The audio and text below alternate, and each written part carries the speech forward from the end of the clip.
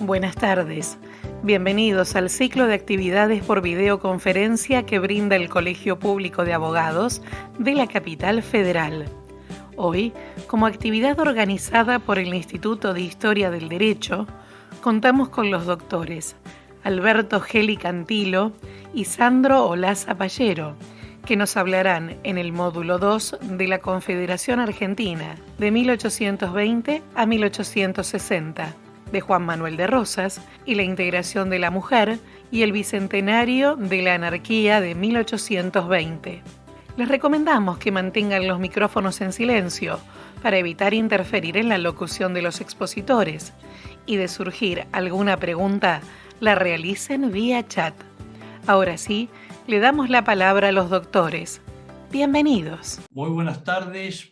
El Instituto de Historia del Derecho del Colegio Público de Abogados realiza hoy su última actividad del año, que es esta jornada sobre la Confederación Argentina 1820-1860.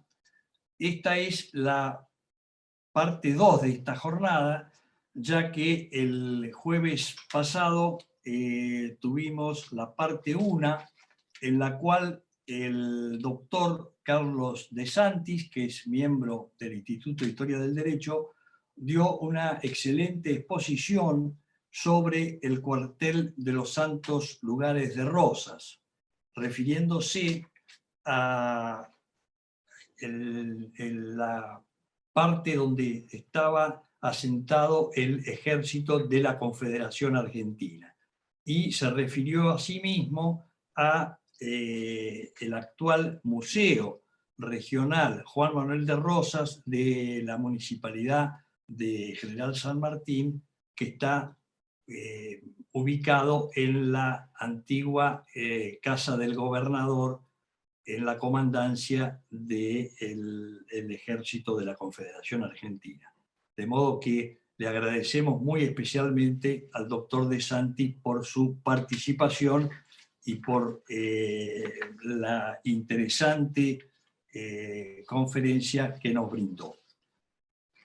Hoy tenía que hablar el doctor Sandro Olaza Pallero sobre Juan Manuel de Rosas y la integración de la mujer, pero me acaba de llamar para avisarme que está con un corte de luz en la casa y en consecuencia, mientras no se restablezca la posibilidad de que vuelva la luz, él no puede tener acceso a comunicarse por el Zoom. De modo que voy a comenzar yo a hablar sobre el bicentenario del año 1820 y si en el interín se puede conectar el doctor Olaza Pallero, le daremos la posibilidad para que él vaya exponiendo sobre el tema que tenía preparado.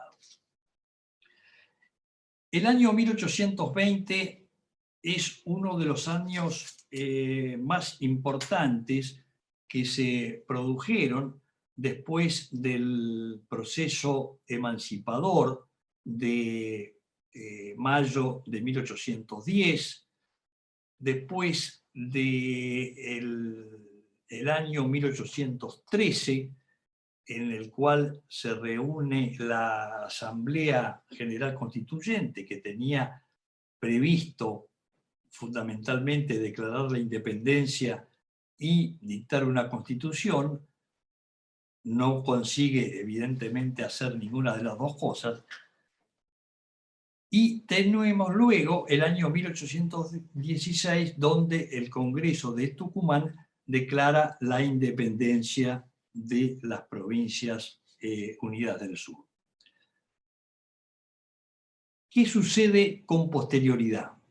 Evidentemente, si bien se dictó la independencia, surgieron discrepancias respecto a las posibilidades de elegir un sistema de gobierno. Entonces, prácticamente se dejó la decisión para más adelante, y se decidió trasladar el Congreso desde Tucumán a la ciudad de Buenos Aires, donde continuó sesionando. Evidentemente, en ese momento, muchos de los patriotas tenían todavía la idea de establecer un régimen monárquico y buscar algún príncipe europeo para designarlo como rey del Río de la Plata. Evidentemente, estas ideas no fueron aceptadas por la gran cantidad de los pueblos del interior, que evidentemente consideraban que desde Buenos Aires se pretendía imponerles un sistema de gobierno al cual ellos en modo alguno tenían compartir esas ideas. En 1819, desde Buenos Aires, se reúne un Congreso General Constituyente que dicta una constitución evidentemente unitaria, contraria a todas las ideas del resto de las provincias interiores, y además que prácticamente posibilitaba ser utilizada para un régimen directorial o incluso para un régimen monárquico. Estaban incluso proyectos desde de coronar algún príncipe francés o al príncipe de Luca. Hay distintas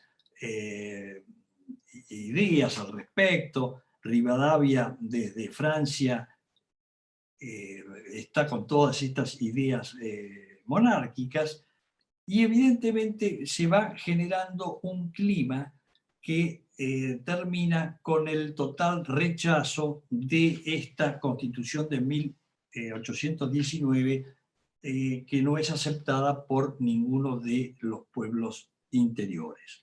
Ante esta situación, el director supremo, Juan Martín de Pueyrredón, renuncia y es designado en su reemplazo como director supremo al general Rondó.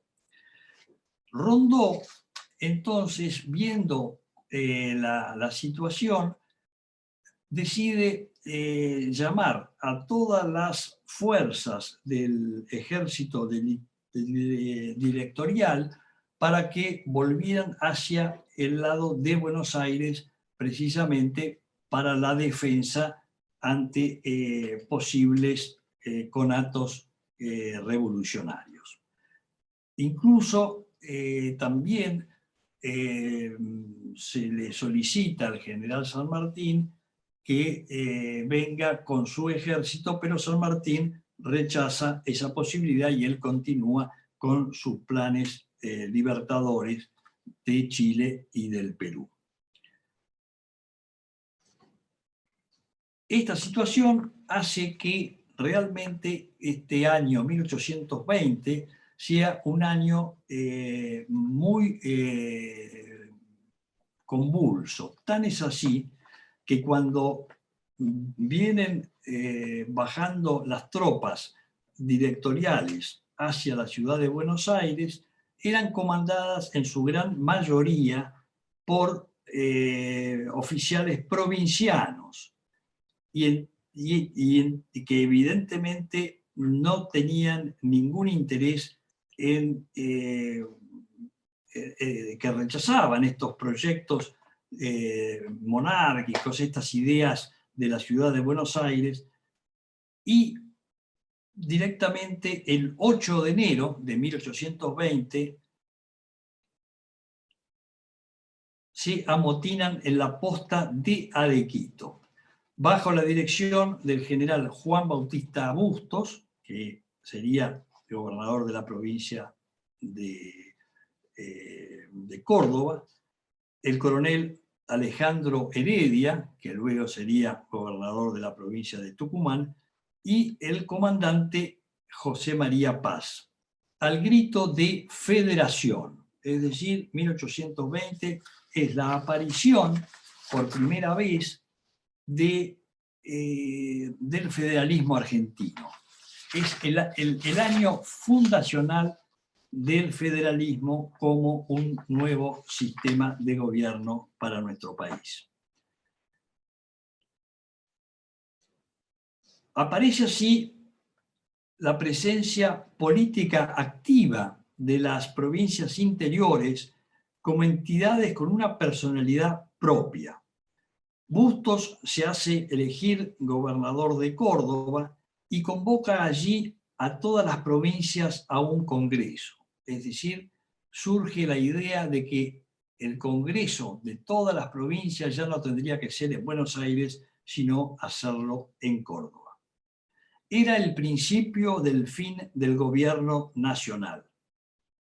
El 1 de febrero, el ejército regular, al mando del general Rondó, es derrotado en la cañada de Cepeda por los caudillos Francisco Ramírez, gobernador de Entre Ríos, y Estanislao López, gobernador de Santa Fe. Evidentemente, esta batalla de la cañada de Ramírez fue prácticamente una gran embestida de la caballería entrerriana y santafesina contra las tropas de Rondó, que prácticamente no pudieron detener este avance y en 10 minutos prácticamente fueron derrotados. Es decir, fue una carga de caballería que anula totalmente al ejército nacional. En ese momento, el propio general Rondó tiene que esconderse en esa cañada de Cepeda, donde a su vez los caudillos y sobre todo Ramírez lo dejan porque ya se daban cuenta de que no tenía ninguna otra posibilidad. Y entonces avanzan directamente buscando la disolución de ese gobierno nacional. Es decir, el directorio y el Congreso, hasta ese momento, solo se podían imponer por la fuerza militar. Y cuando San Martín se negó a regresar y la mayor parte del ejército nacional se sublevó en Arequito, cayeron enseguida. El director supremo Rondó es derrotado en forma definitiva en esa cañada de Cepeda y los vencedores, López y Ramírez, exigen la desaparición del poder central, la disolución del Congreso y la plena autonomía de las provincias. Juan Bautista Burgos era gobernador de Córdoba, aparecen allí los distintos caudillos provinciales. Juan Felipe Ibarra, gobernador de Santiago del Estero, Bernabé Araoz, gobernador de Tucumán, Ortiz de Ocampo, gobernador de La Rioja, y a su vez la gobernación-intendencia de Cuyo se divide en 3 provincias, Mendoza, San Luis y San Juan. Rondó renuncia. Los pueblos del interior y del litoral habían saludado a la Revolución de Mayo de 1810 como una oportunidad para mejorar su suerte en libertad, pero lejos de ello veían sus males que se habían avanzado. Estaban arruinadas sus industrias por el comercio inglés, su tierra ocupada por los portugueses en la banda oriental, con la complicidad del gobierno porteño. Y Buenos Aires solo les deparaba opresión para desembocar en una constitución tiránica y un rey extranjero. San Martín llevaba correspondencia con Artigas, López y Busto. Él le había ofrecido a Pueyrredón ser mediador con los caudillos, tratando de llegar a un entendimiento bajo un régimen federal. Luego de la derrota en la Cañada de Cepeda, el director sustituto Juan Pedro Aguirre lanza un bando incendiario contra los vencedores, a los que acusa de querer destruir a Buenos Aires. Evidentemente, Juan Pedro Aguirre tenía esa soberbia propia de los anteriores directores supremos, pero indudablemente eso no tiene ninguna repercusión. Las autoridades nacionales, el directorio y el Congreso caducan, y el 11 de febrero el Cabildo reasume el poder con un documento donde por primera vez habla de la provincia de Buenos Aires. Y el 16 de febrero, 5 días después, en Cabildo Abierto, se elige a Manuel de Zarratea como primer gobernador de Buenos Aires. Es el primer gobernador federal. Zarratea de inmediato se entrevista en la Capilla del Pilar con los vencedores, López y Ramírez, y firma con ellos el 23 de febrero el Tratado de la Capilla del Pilar, donde provincianos y porteños coinciden en admitir que había que organizar un nuevo gobierno central y como forma de gobierno la federación, aunque sujeta a las deliberaciones que un congreso que se tenía que reunir en San Lorenzo, provincia de Santa Fe, tenía que resolver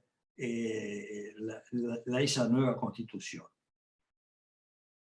Este congreso hubiera podido dictar una constitución federal admitida por ambas partes como la forma que asumiría la futura organización. Las partes se habían comprometido en retirar sus fuerzas a las 48 horas de ratificada la convención del Pilar. Los federales confían en que Buenos Aires comprendería la gravedad de la amenaza pendiente sobre las provincias litorales, con la usurpación portuguesa de la banda oriental, y que ayudaría financieramente a los gobiernos de Entre Ríos y Santa Fe. Con el Tratado del Pilar terminaba una época, la de las Provincias Unidas, durante la cual pareció que la unión era compatible con la subsistencia de la estructura del antiguo del virreinato. El general Paz en sus memorias señala que los tratados del Pilar duraron poco, ya que cuando los caudillos federales volvieron a sus provincias, los porteños depusieron al gobernador Zarratea, firmante del acuerdo, y desconocieron los compromisos contraídos, ya que el éxito de una guerra contra los portugueses arrebataría a Buenos Aires la primacía que pasaría a los gobernadores de Entre Ríos y Santa Fe, quienes organizarían la reunión bajo el régimen federal. Vicente Fidel López, genuino representante del porteñismo, dice: la victoria habría sido más desastrosa que la derrota. En Buenos Aires vuelven al poder los directoriales y en el litoral los caudillos se dividen, ya que los maniobreros porteños meten cuña entre ellos. El 22 de marzo, Bernardé Araoz proclama la República del Tucumán, sin intenciones secesionistas, y en 1821 dicta una constitución provincial. También había dictado una constitución provincial federal Juan Bautista Bustos en 1819, y en 1820 también dictaría una constitución provincial federal Estanislao López. Ramírez era el más afectado por la presencia de los portugueses en la banda oriental. Se declara el supremo entrerriano y crea una república de Entre Ríos con la incorporación de Corrientes. Entra en conflicto con su antiguo jefe Artigas, quien había desaprobado los tratados del Pilar por haber sido hechos a sus espaldas y se siente traicionado por López y sobre todo por Ramírez. Artigas es vencido en el Uruguay por los invasores y se traslada a Entre Ríos, donde lucha contra Ramírez, quien lo derrota. López se retira definitivamente a su provincia. En Buenos Aires aparece Juan Manuel de Rosas, restaurando el orden con sus milicianos del sur, los famosos Colorados del Monte, y logra designar gobernador a Martín Rodríguez. Luego de que el 20 de junio, fecha de la muerte del general Manuel Belgrano, hubieron 3 gobernadores en una sola jornada: Ildefonso Ramos Mejía, el Cabildo y el general Miguel Soler. Sin embargo, el 28 de junio, Soler había sido derrotado en la Cañada de la Cruz a manos de una transitoria coalición integrada por Alvear, Juan Miguel Carrera, el chileno, y López. En ese momento, Soler había designado a Manuel Dorrego, quien había vuelto del exilio en Estados Unidos por una amnistía que se había dictado con posterioridad a la caída de Pueyrredón, y entonces Dorrego estaba a cargo de las fuerzas militares de Buenos Aires. Dorrego vence a López en Pavón y la Junta de Representantes lo designa gobernador. Es decir, Manuel Dorrego es otro de los gobernadores en el año 20. Dorrego nombra al general Martín Rodríguez jefe de las milicias del sur y se pone al frente de las tropas de la capital. Martín Rodríguez, a su vez, había pedido la colaboración de Juan Manuel de Rosas, estanciero de solo 27 años, que comandaba 2.000 hombres de las milicias de Montes y Lobos, armadas y equipadas a su costa. Sin embargo, Dorrego, contra los consejos de Martín Rodríguez y de Juan Manuel de Rosas, decide avanzar sobre la provincia de Santa Fe y finalmente es derrotado por Estanislao López en Gamonal el 2 de septiembre. ¿Qué pasaba mientras tanto con San Martín? El 20 de agosto él había partido desde Valparaíso hacia el Perú con la flota del almirante Cochrane. Es decir, San Martín es uno de los que, lejos de estar dentro de estos problemas entre argentinos, continúa su campaña libertadora. Ya había libertado a Chile y ahora comienza su campaña para libertar a Perú. Mientras tanto, estalla un motín contra el gobernador Martín Rodríguez, organizado por el coronel Pagola, el 1 de octubre. Pagola había sido compañero de Dorrego en el exilio en Estados Unidos, era un hombre de ideas federales y entonces él también es uno de los que pretende tomar el poder y ser gobernador, y desplazándolo a Martín Rodríguez. Sin embargo, Rodríguez inmediatamente logra, con el auxilio de Juan Manuel de Rosas, retomar el poder el día 6 de octubre, es decir, prácticamente Pagola estuvo 5 días en el gobierno y en ese momento ya vuelve a tomar las riendas del gobierno Martín Rodríguez. En un momento en que esa alianza entre Rodríguez y Rosas realmente dan una fuerza que permitiría de allí en más lograr una solución para la difícil situación que padecía en la ciudad de Buenos Aires. También había sido brevemente gobernador Ildefonso Ramos Mejía, otro estanciero, es decir, hubo una cantidad de distintos personajes en medio de esta situación tan difícil para Buenos Aires. Una vez que Martín Rodríguez retoma el poder, la Junta de Representantes le otorga la suma del poder público durante 3 meses para consolidar el gobierno y seguir la guerra contra Santa Fe. Martín Rodríguez establece su campamento en Ramallo, toma allí el mando del ejército y se queda a la espera de los movimientos de Estanislao López, quien a su vez tenía su campamento en Arroyo del Medio, en la provincia de Santa Fe.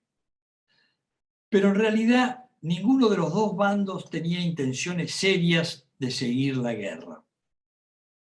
El único interesado en continuar la guerra era el chileno Carrera, pero ante la negativa de López, que evidentemente define que ya no quería seguir con ese tipo de aventuras, pretende entonces Carrera restablecer en el poder como gobernador de Santa Fe a Mariano Vera, que a su vez había sido antes también gobernador y que era amigo de Francisco Ramírez en el gobierno Francisco Ramírez.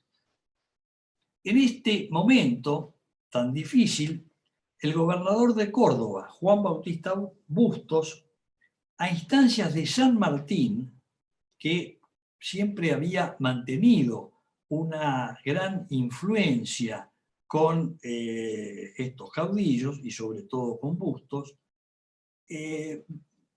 intenta Bustos entonces que se reconstruya la unidad de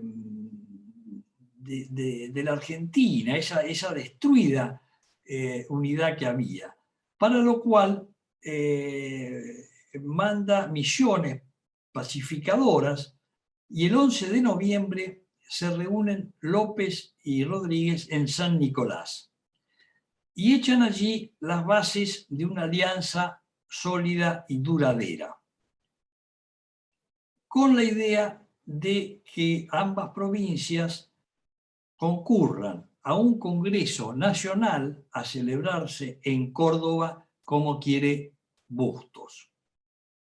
Es decir, esa idea era de que tanto Santa Fe como Buenos Aires y Córdoba resolvieran sus problemas, se unieran y buscaran un Congreso constituyente en Córdoba, donde sí se dictaría esa nueva Constitución Federal.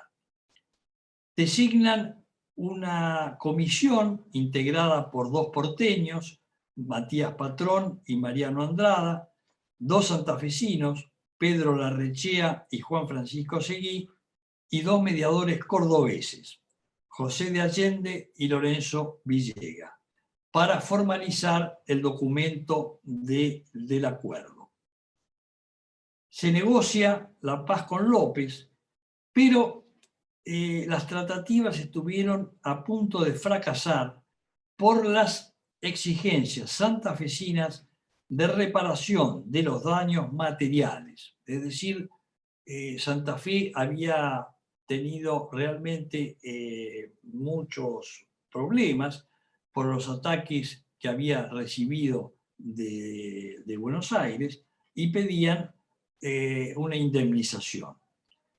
Se hacen tratativas que eran evidentemente secretas, pero que realmente estuvieron a punto de que fracasaran esta posibilidad de acuerdo. Finalmente, Rosas se compromete a dar la compensación requerida en forma privada. Eran 25.000 animales que Rosas entrega de su propio peculio y luego entrega 5.000 más. El 24 de noviembre de 1820 se firma la paz por el Tratado de Venegas entre Santa Fe y Buenos Aires con la mediación de Bustos, gobernador de Córdoba. Este tratado debía ser ratificado a los pocos días y deja sellada la paz entre ambas provincias.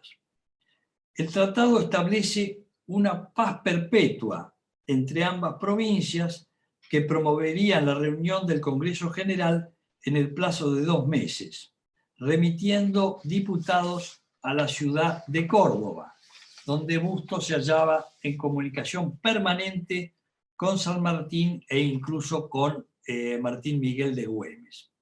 Es decir, se organiza así una forma de salida para que a través de una constitución federal se pudiera reorganizar nuevamente al gobierno nacional.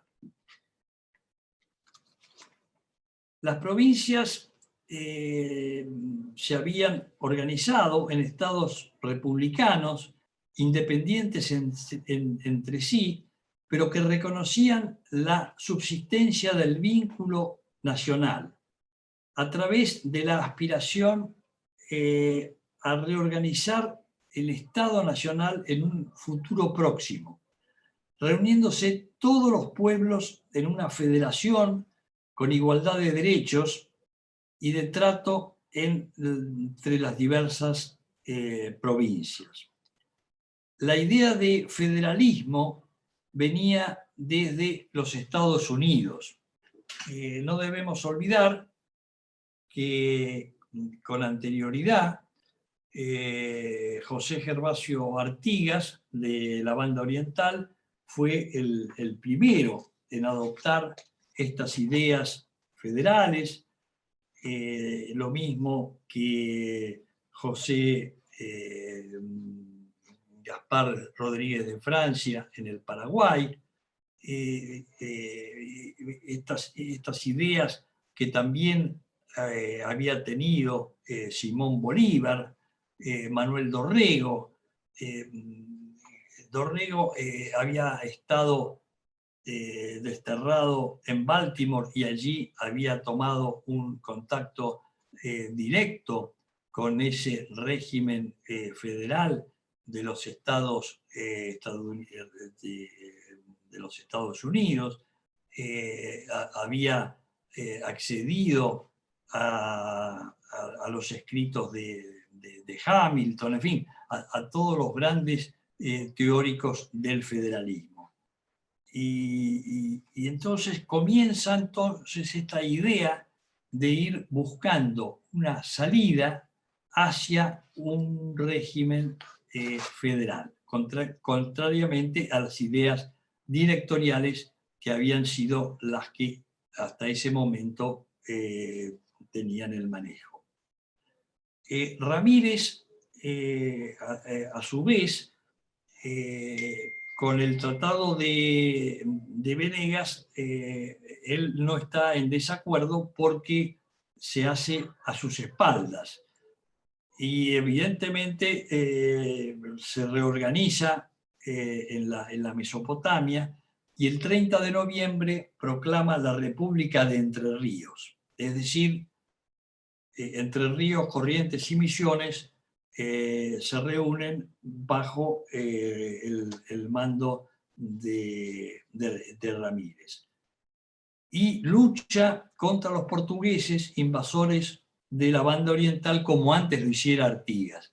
Es decir, en ese sentido, Ramírez se da cuenta de que él, que había sido primero seguidor de Artigas, pero luego lo había derrocado, se da cuenta de que evidentemente la idea de Artigas era la correcta y continúa la lucha contra los portugueses.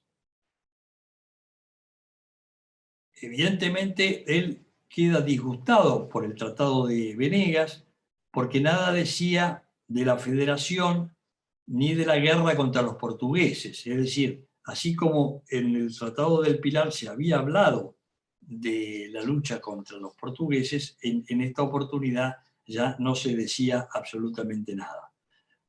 Porque las provincias dejan solo a Ramírez y Buenos Aires y Córdoba auxilian a Santa Fe contra Ramírez. Y así termina el famoso año 1820. Indudablemente es interesante tener en cuenta que los aspectos fundamentales de este año tan movido fueron el motín de la Posta de Arequito del 8 de enero de 1820, al grito de federación, la derrota de las tropas directoriales del general Rondó el 1 de febrero en la cañada de Cepeda, y luego el tratado de la Capilla del Pilar y del tratado de la estancia de don Tiburcio Venegas. Es decir, estos cuatro aspectos fueron los más importantes que ocurrieron en este año tan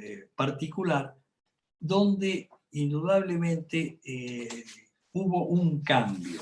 Es decir, a partir del año 20 ya se entierran totalmente las posibilidades de proyectos monárquicos en nuestro país. Ya de allí en más la monarquía queda totalmente desaparecida. Y luego también tenemos que tener en cuenta que otro aspecto importante es la aparición del federalismo y de las provincias del interior como verdaderos participantes y artífices del gobierno en este año. Es decir, a partir de ese momento ya el federalismo es una acción importantísima como posibilidad de gobierno futura en nuestra patria. Y también otro aspecto sumamente interesante es la aparición de una nueva clase social, que es la clase de los estancieros, de la gente que venía del interior, que aparece también y que son los nuevos participantes, desplazando en cierta forma a la antigua clase de los comerciantes que hasta ese momento eran los que tenían el manejo de la cosa pública. Los directoriales siempre estuvieron al servicio de esa clase de grandes comerciantes, es decir, había grandes casas de comercio como los Álzaga, los Pueyrredón, el padre de Manuel Belgrano, es decir, casas de comercio que tenían desde Buenos Aires el manejo de toda la situación económica con las provincias del interior e incluso de los países vecinos de América. Pensemos en Chile, el Alto Perú, el Uruguay, Brasil, y incluso tenían contactos con países europeos, como el caso de España, el caso de Francia, el caso de Italia. Es decir, la Casa de Comercio de Álzaga tenía el gran contacto era con España, las distintas regiones y provincias españolas, la Casa de Pueyrredón con Francia, la Casa de Belgrano con Italia, y evidentemente aparecen también otra serie de comerciantes menores, pero no menos importantes, que son comerciantes criollos. Toda esta clase que se dedicaba fundamentalmente a ser de intermediarios, un poco entre comprando los países, los productos del país para revenderlos hacia el exterior, sobre todo manteniendo el contacto con los comerciantes ingleses, con los cuales ya venían teniendo una relación desde la época colonial a través del contrabando y demás. Y sin embargo aparece aquí una nueva clase social que es distinta, es decir, son la clase de la gente del interior, la gente de la campaña, la gente que también ayuda a los caudillos federales de las distintas provincias, que son los que se dedican a trabajar sobre todo el caso de los saladeros, donde prácticamente hacen una serie de trabajo industrial, llamémosle así, es decir, transformar la carne, el cebo, los cueros, venderlos al exterior, organizan Juan Manuel de Rosas la Unión de Ganaderos, con eso arma hasta incluso una flota de buques mercantes para poder llevar sus productos hacia Brasil, hacia Centroamérica, y venderlos allí a lo que Rosas llamaba el justo precio, porque si no, evidentemente tenían que vender sus productos a los comerciantes ingleses, que ellos eran los que tenían en ese momento la posibilidad de llevar sus mercaderías al exterior y revenderlos a precios muy importantes, indudablemente, que no tenían nada que ver con la que se lo pagaban realmente a los productores locales. Juan Manuel de Rosas aparece aquí como una figura sumamente interesante, porque él desde muy chico se había dedicado a trabajar como administrador de estancias, se va a vivir al campo. Hasta ese momento los comerciantes estaban en la ciudad. Si compraban campos, los administraban a raíz de sus capataces o mayordomos, pero Rosas es de los que se va a vivir, se junta con la gente de campo, trabaja con ellos. En 1819 había escrito su instrucción a los mayordomos de estancias. Se dedica también a organizar la agricultura, organiza la integración en sus estancias del gaucho, del indio, del negro, es decir, realmente va armando un sistema sumamente importante que luego, a su vez, tiene un desembarco en el año 20, cuando Martín Rodríguez le pide que venga con sus Colorados del Monte a defender al gobierno de la provincia. Rosas así lo hace, él tenía junta 1000, incluso llega a tener 2000 personas a su mando. Él había sido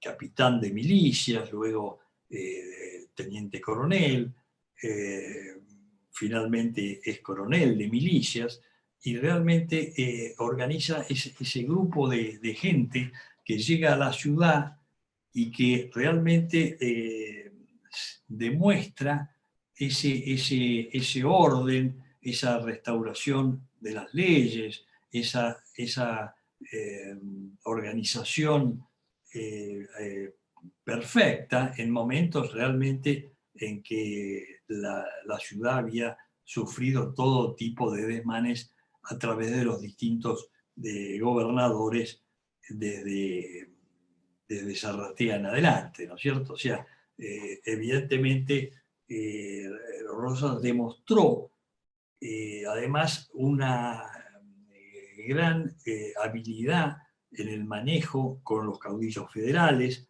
Él se junta con Estanislao López y realmente entre ambos resuelven el famoso tema de las indemnizaciones que se pretendían, y lo hacen ellos directamente, sin tener demasiadas vueltas, ¿no es cierto? Hasta ese momento había esta comisión que trataba de ver de qué forma podían llegar a una solución, pero realmente, como todas las comisiones, no habían podido realmente solucionar los temas. Ellos se juntan y prácticamente definen la situación. Eso haría que posteriormente, ya cuando Rosas vuelve a la vida pública, él tenga una estrecha amistad con el gobernador de Santa Fe, Estanislao López, y con Bustos, el gobernador de Córdoba, en fin, con Ibarra, el gobernador de Santiago del Estero, los distintos gobernadores. Él evidentemente era gente que confiaban plenamente en su palabra y en sus actitudes.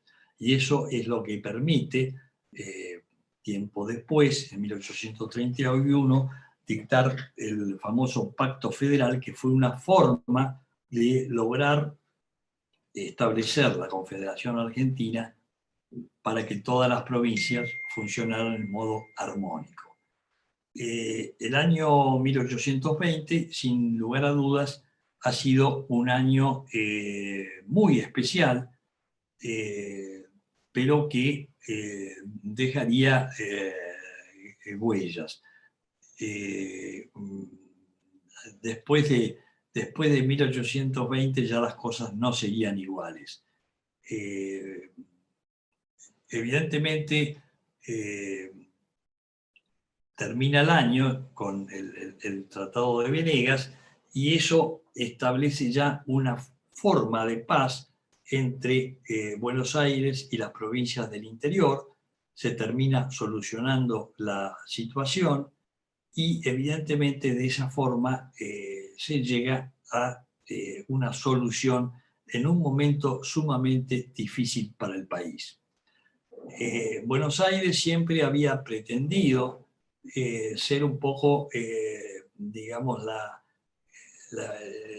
la cabeza, como había sido en tiempos del virreinato del Río de la Plata, es decir, pretendía seguir teniendo el manejo de la cosa pública, y en cierta forma eso no era admitido en modo alguno por las provincias del interior, provincias que se habían visto devastadas por las luchas en la guerra de la independencia, en los problemas que evidentemente les habían dañado sus economías, y evidentemente la idea de seguir con esa Buenos Aires manejando todo ya no sería aceptado más a partir de 1820. Yo creo que la idea de la Confederación Argentina surge a partir de este año tan importante para todos nosotros, y si bien desgraciadamente costaría de mucho tiempo después de luchas, de guerras y demás, eh, por lo menos sirvió para establecer una línea de acción donde indudablemente nunca más las cosas podrían volver. Los directoriales, pese a que siempre estuvieron tratando de volver a retomar el poder, la realidad es que nunca pudieron hacerlo plenamente. Y eso realmente hizo que el país se encaminara de otra forma. Pienso que ha sido un año muy importante para tenerlo en cuenta. Creo que, bueno, este, este bicentenario no podíamos ignorarlo dentro del Instituto de Historia del Derecho, de modo que creo que hemos logrado hacer un buen recuerdo de este tiempo tan importante. Bueno, veo que Sandro La Zapallero lamentablemente debe seguir sin luz, de modo que no va a poder estar hoy entre nosotros. Les manda un gran saludo a todos y ya estamos pensando organizar para el año que viene, porque esta es la última jornada de este año, organizar una primera jornada, probablemente en el mes de marzo o abril, en que, como es el año del bicentenario de la independencia del Perú, vamos a recordar a el libertador San Martín y el Perú. Y un poco también hablar sobre San Martín como gran político, gran estadista. Es decir, siempre se ha hablado de San Martín como militar, pero se ha ignorado una cantidad de aspectos muy ricos de nuestro libertador. Así que bueno, yo les agradezco a todos la presencia y creo de que el Instituto de Historia del Derecho continuará el año que viene recordando estos aspectos tan importantes de la República Argentina. Estamos en momentos difíciles del país, políticos, económicos, sociales, en medio de esta pandemia. Indudablemente esto se nos complica en las reuniones presenciales, como hacíamos habitualmente, pero agradecemos al Colegio Público que a través de este Zoom nos permite vernos, estar en contacto y bueno, es una forma de continuar buscando algún tipo de solución para los graves problemas que tenemos los argentinos. Hemos recordado también hoy a Manuel Dorrego como gobernador y jefe militar de la provincia de Buenos Aires, y vamos a aprovechar también para recordar que el próximo 13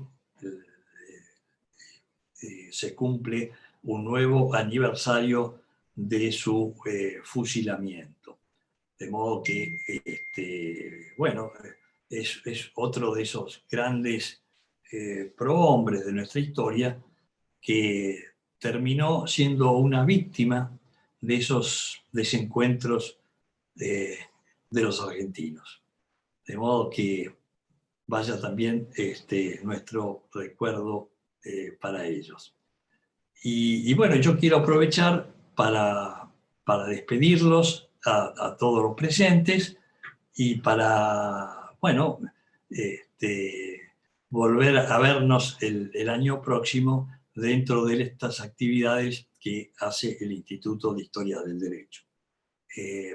Quiero agradecer muy especialmente al doctor Carlos De Santis, que realmente ha sido muy importante su conferencia que diera el jueves pasado sobre el cuartel de los Santos Lugares de Rosas, y a la profesora Cristina Vega, y realmente creo que siempre es importante recordar a estos grandes hombres y a estos grandes hechos de nuestra historia, porque esto es un poco la que nos permitirá ir vislumbrando un futuro mejor para todos los argentinos. Así que, bueno, les agradezco a todos muy especialmente y bueno, ya son los últimos minutos, de modo que aprovecho para saludarlos muy especialmente y para vernos el año que viene. Muchísimas gracias.